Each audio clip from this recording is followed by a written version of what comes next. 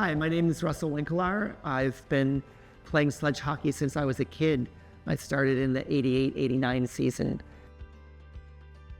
I was introduced to sledge hockey through a local organization called Five Counties Children's Center. They had just started up their sledge hockey program that year. And I got there on day one and I haven't left. My first sledges were made by a man named Laurie Howlett. He made them in his garage. He had never done it before. He was just an engineer and tried to do what he thought a sledge would look like.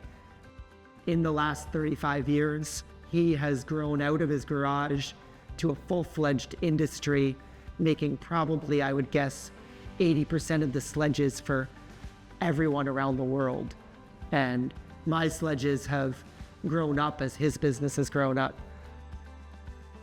As the sledges and the sticks have improved, I've noticed that the game has gotten quicker, it has gotten more skill-based and fast. At the highest levels, people are playing at incredible pace, and it's been really cool to see the sport grow as far as the skill goes. One of the things I've always really loved about the sport of sledge hockey is just how inclusive it can be. As young as 5-6 years old, I've seen people start playing all the way up to as long as they're able to play. I know people playing in their 60s and 70s, and they're really able to play together at whatever level they feel is right for them. There's a lot of options.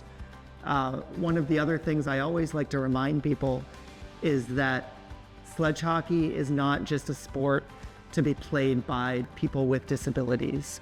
It offers an opportunity for anybody to come and play a sport, and I've often played with friends of mine through the years that normally never would have thought about playing that sport, but because I brought them into it or someone in their lives brought them into it, they've often stuck with it and not gone back to playing stand-up hockey because it's such a welcoming environment. And truthfully, we're always looking for more players because there's not enough of us out there.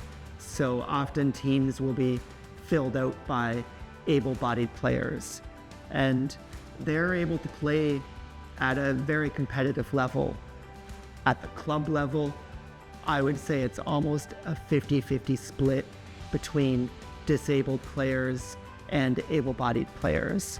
And that's always been quite interesting to me. And we all sort of typically will play at the same level of skill and speed at that club level.